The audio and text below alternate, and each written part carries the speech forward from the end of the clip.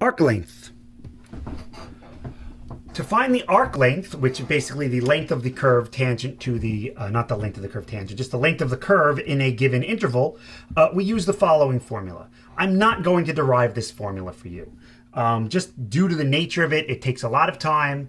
I will try and include a link that has the derivation, but ultimately you just have to remember what the formula is. This is one of those I'm just going to say memorize, unfortunately. It appears so little on the AP exam. If it does, great, you have the formula. If not, then nothing to really worry about. So here we integrate from theta 1 to theta 2. And when we integrate, we always integrate counterclockwise. So we always go from a point counterclockwise, always. Just like when we're doing regular functions, we always go from left to right. Here, when we integrate, we always go from a point to another point in the counterclockwise direction. So if I want to determine the length of the radius of r equals a from 0 to pi, you should note that this function here is just a circle. And the r equals a means that it has a constant radius. It is in fact a circle, or the top half of a circle, so a semicircle. And we know what the arc length of that should be, or the length of that should be. The circumference of a circle is 2 pi r, so this is half, or pi r, and the radius is a, so this should give me pi a by geometry. So let's see if that actually happens. So here I'm integrating from 0 to pi of the square root of a squared. And a is a constant, so the derivative of a with respect to theta will be 0. So this is the integral from 0 to pi of rad a squared d theta. This would be from 0 to pi of the absolute value of a, but since we're going around counterclockwise the whole way, notice that the r is always positive here, because in the polar coordinates, the first part is in the first quadrant, the second part is in the second quadrant, so we're good, so I don't need the absolute value bars. And this then, when we integrate, we get a theta from 0 to pi. That would be a pi minus a0, which is just a pi, which is the same thing as what we get geometrically. Okay, a little more difficult. Determine the length of r equals theta for 0 less than or equal to theta less than or equal to 1. In this case, we integrate from 0 to 1 of the square root of theta squared plus, and then the derivative of r, which is theta, with respect to theta is just 1. So this would be 1 squared d theta. And then at this point, we've got to use our graphing calculators. So I will pull up my graphing calculator. Unfortunately, you will not be able to see it. But when I do this in my graphing calculator, I will get, oops, hold on one second. And you can do this too. I'm doing this on the graphing calculator on the computer in the emulator. Unfortunately, you cannot see it, but let's see. This is the square root of x squared, nope, squared plus 1 d theta. Enter. And I get that this is approximately 1.147793575. And as far as we're concerned, we will go 4 decimal places. So that would be 8.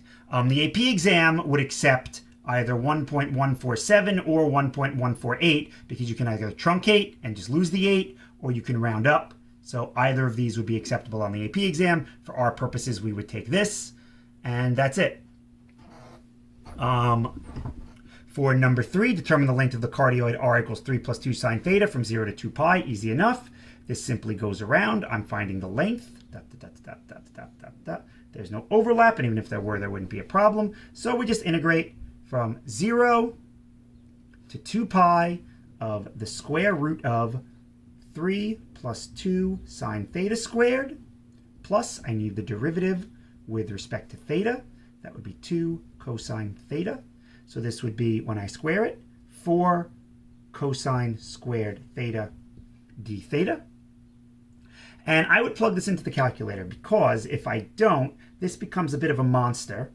3 plus 4 sine theta plus 4 sine squared theta plus 4 cosine squared theta. You might note that we have a 4 sine squared plus 4 cosine squared, which means that this is equal to 4, because sine squared plus cosine squared is 1. So this is going to be 13 plus 4 sine theta d theta. And then we're kind of stuck because we don't know how to integrate something like this. So for here, we would just use the calculator. In the final notes, I'll post the answer because I don't want to waste time doing it on the calculator that you can't see. So that is how we would find the arc length of this particular shape. And in other words, the length of the entire curve. A couple more examples here. We have a couple of limicons. Limicide? Limisa? I think it's limicons.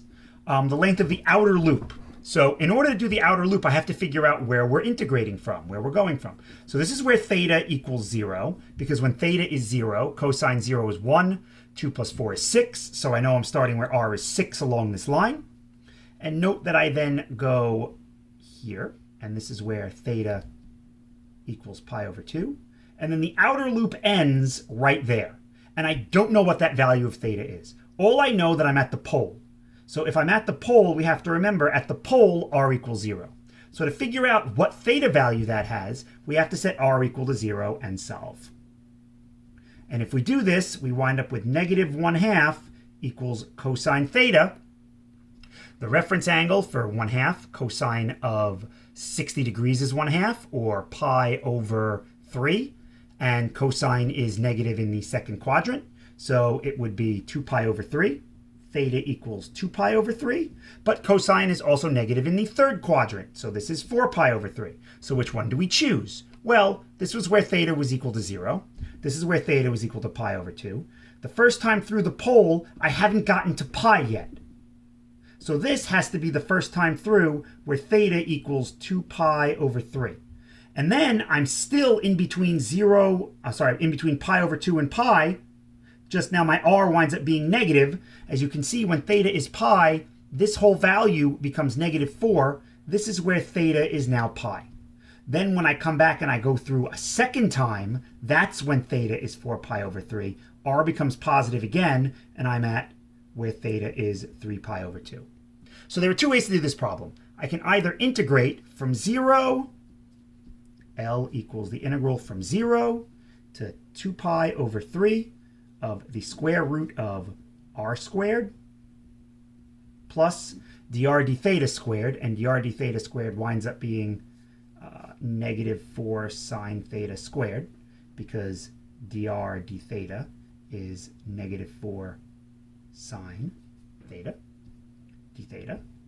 And I can either do that and then add to it the integral from 2 pi over 3, 4 pi over 3, because that's where the outer loop continues. I do not want to include the interval from 2 pi over 3 to 4 pi over 3. So I'll start again at 4 pi over 3 and go to 2 pi of the exact same thing. 2 plus 4. Oh, sorry, this was cosine theta. My apologies. Cosine theta squared. It wouldn't be a Cetron lesson without a couple of errors that were caught. 4 sine theta squared d theta. And then I can add these together to get the answer. Or I can make the realization that when I draw the curve from 0 to 2 pi over 3, that is the exact same distance as the distance from 4 pi over 3 to 2 pi, because limicons and cardioids are symmetric. In this case, this one is symmetric about the x-axis. So, or I could do this by simply integrating once, 0 to 2 pi over 3, square root of 2 plus 4 cosine theta squared plus negative 4 sine theta squared d theta, and then multiply that by 2. This and this should give you the same exact answers. And you can plug them into your calculator and actually try and find it. And once again, I will put the answers up here after I'm done. The answers will be posted as well on this sheet. So if I want the inner loop, it's the same game. I have to figure out where the inner loop starts, and we already did that. The inner loop starts when theta is 2 pi over 3. That's when I'm coming this way, and I hit the pole for the first time. Goes up to pi, and then continues until I get to 4 pi over 3. So now it's just a matter of integrating my function, my polar function, properly. Negative 4 sine theta squared d theta. And again, I could also play the symmetry game, where instead of integrating from 2 pi over 3 to 4 pi over 3, we could integrate from 2 pi over 3, right here, to pi, which is right here, and then simply multiply by 2. And then this winds up, again, being the same exact integrand. And either way, I'll still get the same exact answer.